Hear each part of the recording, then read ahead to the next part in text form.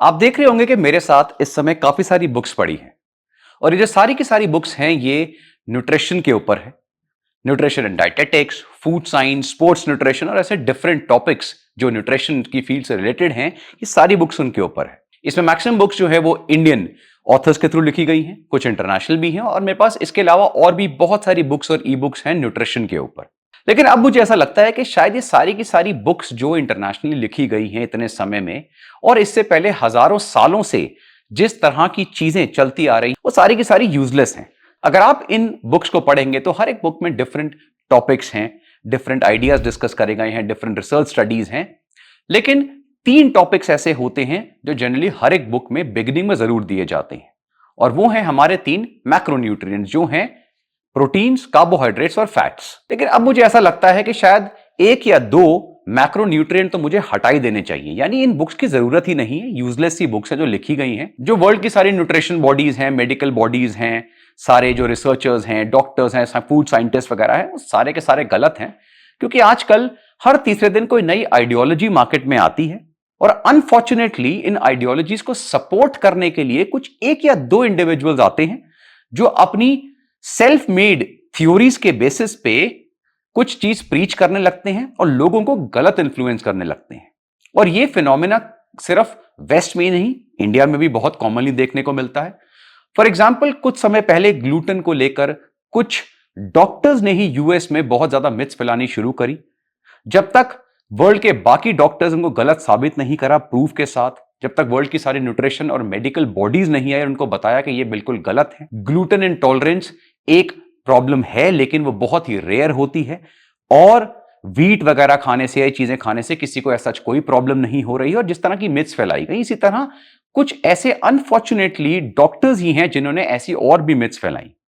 अभी recently India में भी कुछ मेडिकल फील्ड से रिलेटेड इंडिविजुअल्स हैं, मैं किसी का नाम नहीं लूंगा लेकिन आप जानते हैं, जिन्होंने सडनली एक थ्योरी प्रमोट करनी शुरू करी कि भाई फैट्स जो होते हैं वो हमें नहीं खाने चाहिए। अब वो ये नहीं कह रहे हैं कि आप इस क्वालिटी के फैट्स खाइए, ये आपके लिए हेल्दी हैं, या इस क्वांटिटी में खाइए, नहीं भाई, आपको फैट्स वगैरह निकाल ही देने चाहिए। और खाना जो आप हजारों सालों से, मैं 2-4 साल पहले या डिकेड पहले की बात नहीं कर रहा हूं, बात कर रहे हैं हजारों सालों से जो हेल्दी ऑयल्स, फैट्स हम अपनी डाइट्स में यूज कर रहे हैं, जिसका मेंशन हमारे एंशिएंट स्क्रिप्चर्स में, मॉडर्न साइंस में, करंट न्यूट्रिशन और डाइटेटिक्स की बुक्स में और पता नहीं सारी मेडिकल और न्यूट्रिशन बॉडीज की थ्योरीज और रिसर्च स्टडीज में दी हैं, वो सारी गलत हैं। आपको अब खाना पानी में बनाना चाहिए। तो वाटर कुकिंग नाम का नया कचरा मार्केट में फैला है। कोई बात नहीं, देखिए, अगर कोई नई डिश आती है या कोई नया मेथड ऑफ कुकिंग आता है, वो कोई प्रॉब्लम नहीं है। आप अपने कुकिंग मेथड्स के ऊपर रिसर्च कर सकते हैं, इनोवेटिव कुकिंग आइडियाज, नई डिशेस क्रिएट कर सकते हैं। हो सकता है वो पानी में कुक करके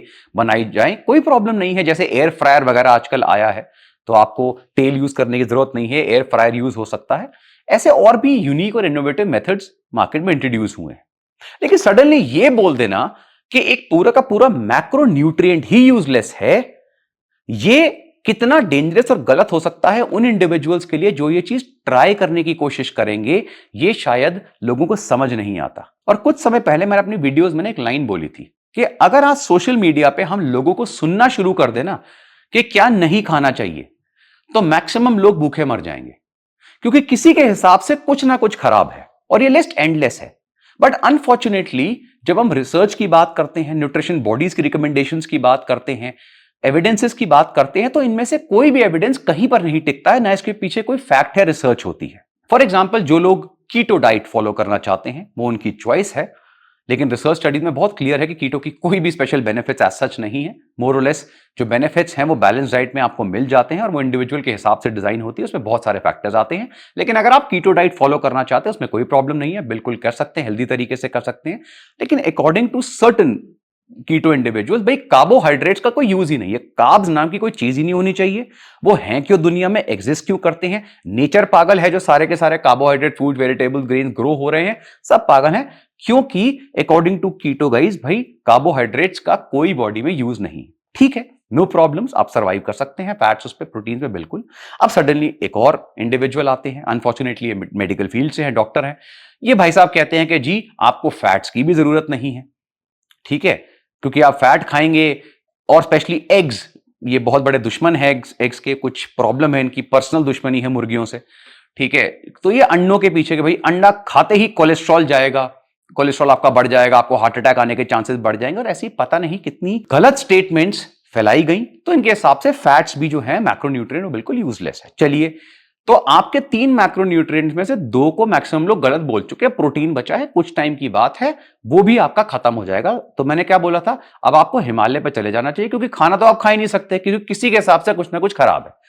और ऐसे हर तीसरे दिन कोई ना कोई इंडिविजुअल आता है। लेकिन एक चीज हमेशा याद रखना, जब हम न्यूट्रिशन साइंस की बात करते हैं तो उसमें हमारी एज ओल्ड ट्रेडिशनल प्रैक्टिसेस, यानी जो चीज आप हजारों सालों से, सेंचुरी से करते आ रहे हैं, और मॉडर्न साइंस, इन दोनों को मिलाकर एक मिडिल पाथ लिया जाता है, जो आपके करंट इंडिविजुअल, मेरे नहीं, किसी और के नहीं, आपके करंट लाइफस्टाइल पे, यानी कोई इंडिविजुअल अगर किसी रीजन से बिलोंग करता है, किसी पर्टिकुलर कल्चर में वो पैदा हुआ है, तो उसके कल्चर को ध्यान में रखते हुए, उसके टेस्ट बड्स को, उसकी एलर्जी सेंसिटिविटीज को और बहुत सारे फैक्टर्स को रखते हुए उसके लिए एक डाइट को डिजाइन करा जाता है, जिसमें सारे मैक्रोन्यूट्रिएंट्स और माइक्रोस का एक प्रॉपर बैलेंस है।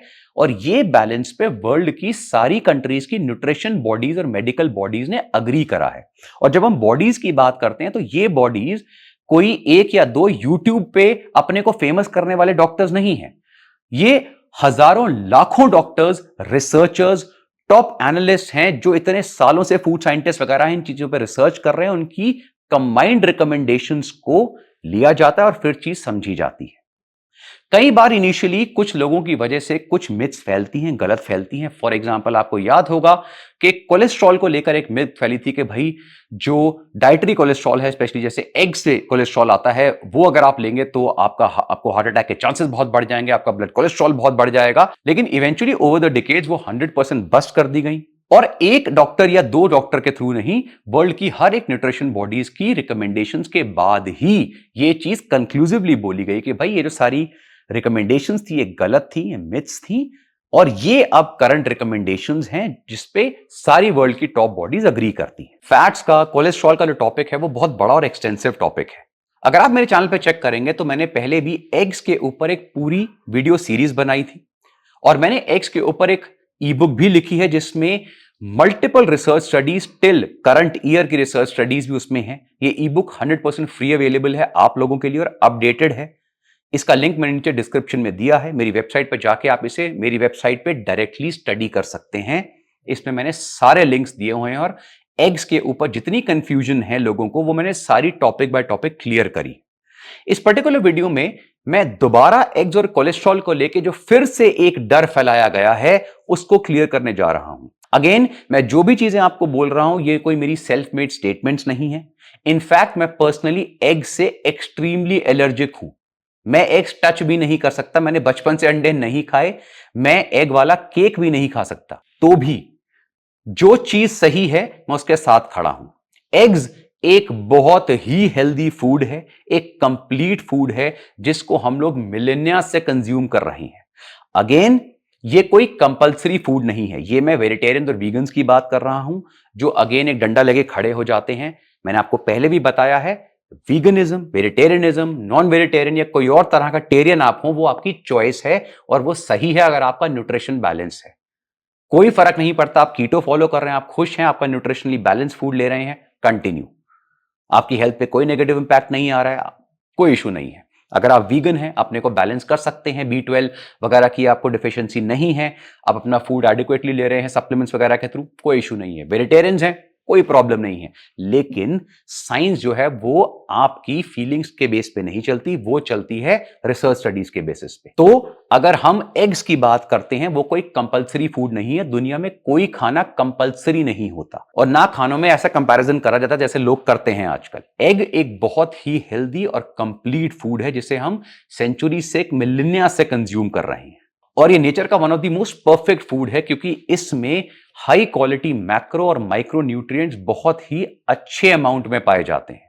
वर्ल्ड ओवर डिफरेंट बर्ड्स और रेप्टाइल्स वगैरह के जो एग्स हैं लोग वो कंज्यूम करते हैं, लेकिन मेजरली जो हेन के एग्स होते हैं, मुर्गी के अंडे होते हैं, उनको सबसे ज्यादा अमाउंट में वर्ल्ड ओवर कंज्यूम किया जाता है। एग के जो 2 मेजर पार्ट होते हैं, ऑफकोर्स एक एग व्हाइट होता है और अंदर जो येलो पार्ट है जो एग योक है। और अगर हम न्यूट्रिशन की बात करें तो अप्रोक्सीमेटली एक अंडे में 6 से 7 ग्राम प्रोटीन आपको मिलता है, कम ज्यादा भी हो सकता है depending on size of the egg. कई छोटे अंडे होते हैं, कई बड़े होते हैं। और ये जो प्रोटीन होता है ये मेजरली व्हाइट और येलो में डिवाइडेड होता है, जिसमें जो व्हाइट पार्ट होता है उसमें येलो के कंपैरिजन में ज्यादा प्रोटीन आपको मिलता है। अप्रोक्सीमेटली 3 से 4 ग्राम प्रोटीन आपको एग व्हाइट में मिलता है और अप्रोक्सीमेटली 2 से 3 ग्राम प्रोटीन जो है वो आपको योक में मिलता है। लेकिन एग व्हाइट में प्रोटीन के अलावा हार्डली आपको कुछ मिलेगा।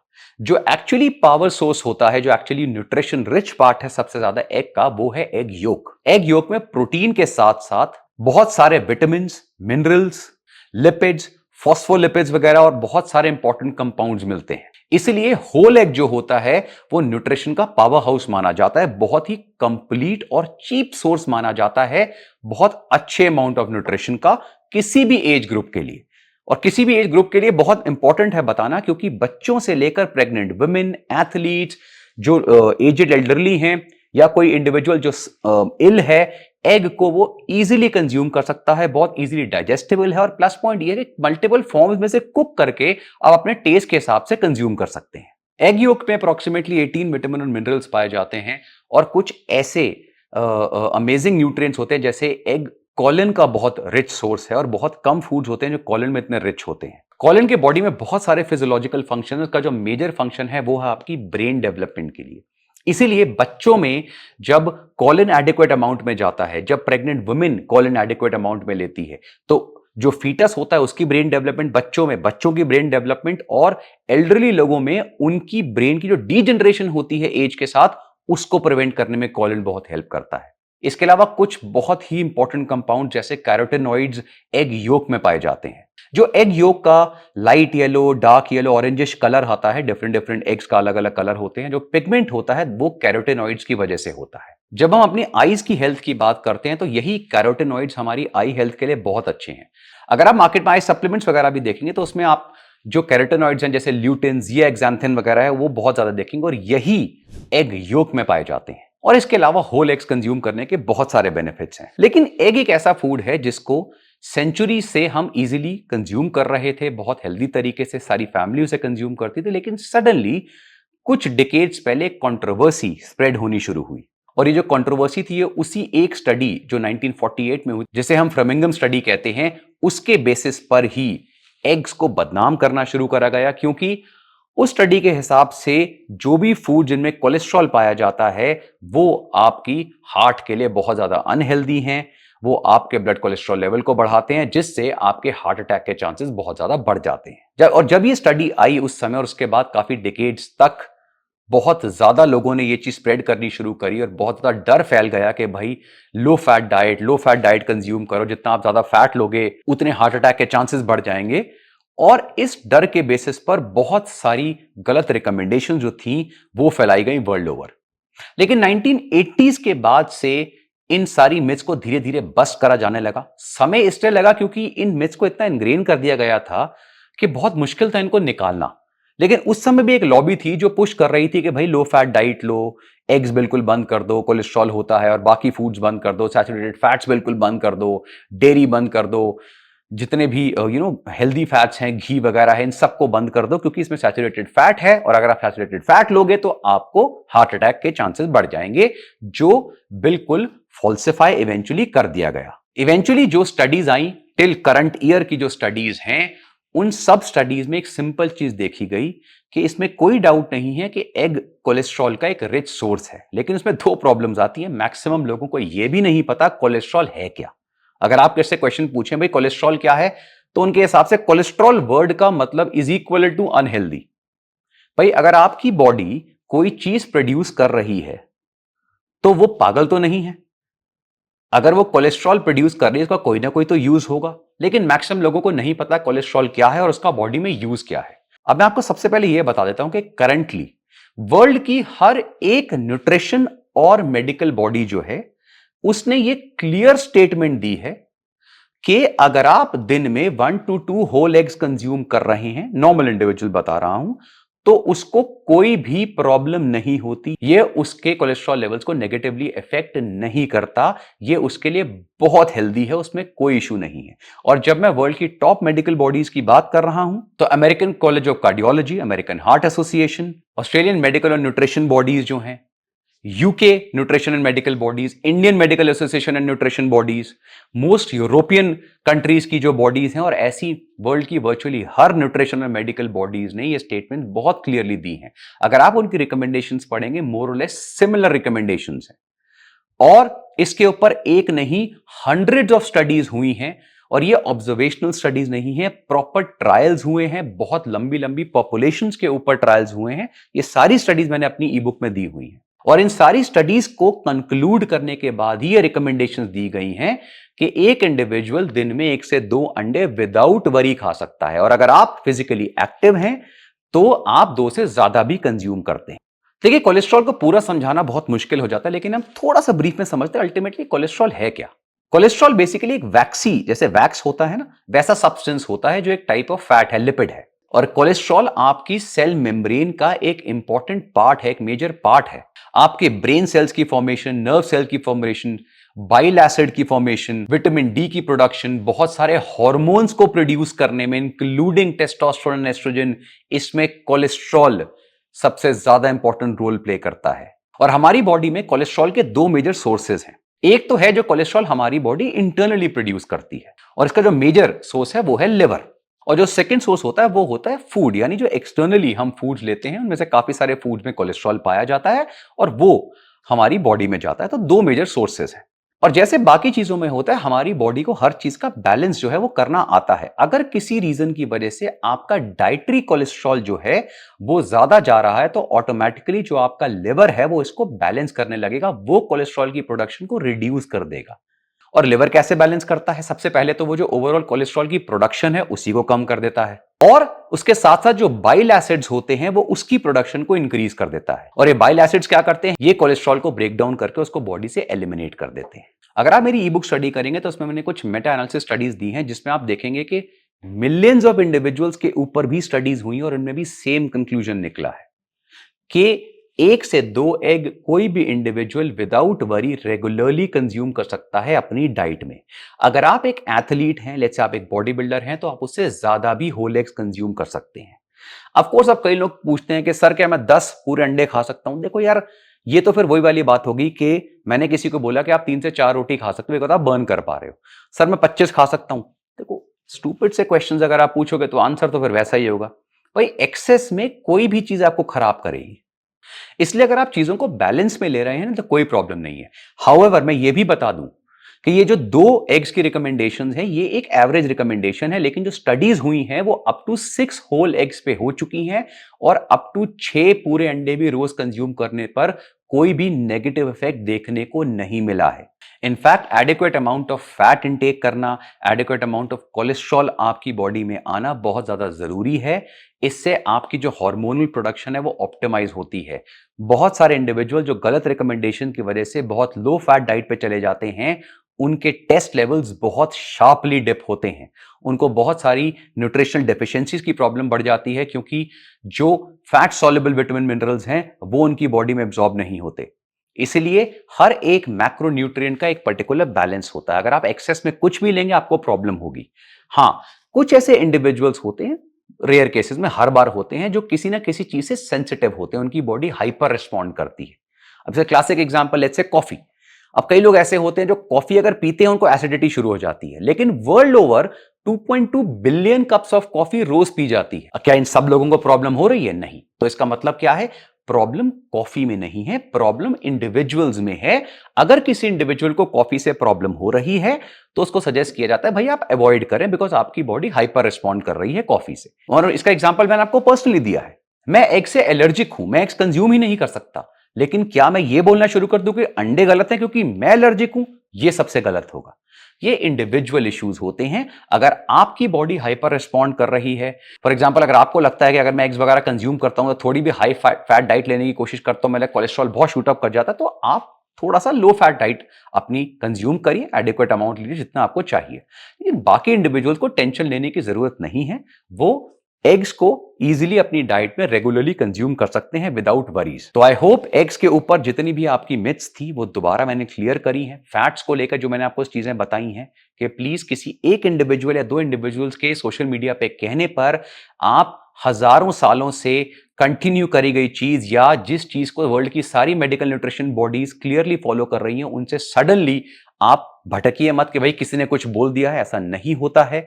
मैक्सिमम इंडिविजुअल जो है इनकी स्टेटमेंट्स ये सेल्फ मेड स्टेटमेंट्स हैं, ये किसी जगह से प्रूवन स्टेटमेंट्स नहीं होती। वीडियो एंड करने से पहले मैं एक क्वेश्चन जरूर लेना चाहूंगा कि अगर डाइटरी कोलेस्ट्रॉल आपके कोलेस्ट्रॉल लेवल्स पे, ब्लड कोलेस्ट्रॉल लेवल्स पे मेजर इफेक्ट नहीं डालता, तो फिर कोलेस्ट्रॉल जो इतना बढ़ता है आज की लाइफस्टाइल में, उसका रीजन क्या है? देखिए, उसके ऊपर मैं एक सेपरेट वीडियो डिटेल में बनाऊंगा, लेकिन फिर भी मैं आपको ब्रीफ में समझा देता हूं। जो सबसे ज्यादा एक्सट्रीम फैक्टर्स हैं जो वर्ल्ड की मेडिकल बॉडीज ने कॉमनली रिकमेंड करें, जिसकी वजह से आपका ब्लड कोलेस्ट्रॉल लेवल बहुत हाई जाता है, डेंजरसली हाई चला जाता है। उसमें फैक्टर्स आते हैं जैसे कि एक्सेसिव स्मोकिंग, अनहेल्दी डाइट। अब जब मैं अनहेल्दी डाइट की बात कर रहा हूं, उसमें कोलेस्ट्रॉल रिच डाइट में प्रॉब्लम नहीं आ रही, उसमें प्रॉब्लम आती है बहुत ज्यादा ट्रांस फैट्स जो आप लेते हैं, जो हाइड्रोजनेटेड फैट्स वगैरह होते हैं, बहुत ज्यादा शुगर, बहुत ज्यादा सॉल्ट, बहुत ज्यादा रिफाइंड फूड जो आप मार्केट से ले रहे हैं, प्रोसेस्ड फूड्स, इनमें प्रॉब्लम आती है। और इन सारे फैक्टर्स के साथ साथ जो unhealthy lifestyle in terms of sedentary lifestyle, अगर आप बहुत ज्यादा ओवरवेट और ओबीस हैं, इसके अलावा स्ट्रेस बहुत ही इंपॉर्टेंट फैक्टर है। काफी सारे लोग इतने ज्यादा स्ट्रेस से सफर कर रहे हैं जिसकी वजह से डॉक्टर्स भी जब उनकी रिपोर्ट चेक करते हैं और बाकी चीजें देखते हैं तो वो उनको क्लियर बोलते हैं कि आप अपना स्ट्रेस कम करो, आपकी लाइफ में बहुत टेंशन हैं, बहुत स्ट्रेसेस हैं, आपको हार्ट अटैक आने के चांसेस बहुत हाई हैं। और ये बहुत बार हुआ है कि जब हार्ट अटैक आया है और डॉक्टर्स ने उनके लाइफस्टाइल स्टडी कर उनको पता लगा एक इंडिविजुअल की जो फैमिली में स्ट्रेस थे वो बहुत ज्यादा हाई चल रहे थे। इसके अलावा अगर आप एक डायबिटिक हैं, आप थायराइड डिजीज से सफर कर रहे हैं या हेरिडिटरी ये प्रॉब्लम बहुत ज्यादा स्ट्रांग है आपकी फैमिली में, तो ये बहुत मेजर रिस्क फैक्टर्स हो जाते हैं। आई होप इस वीडियो ने आपकी मिथ्स को क्लियर करने में हेल्प करी होगी और ऐसी बहुत सारे अमेजिंग वीडियोस के लिए देखते रहिए वी आर स्टूपिड।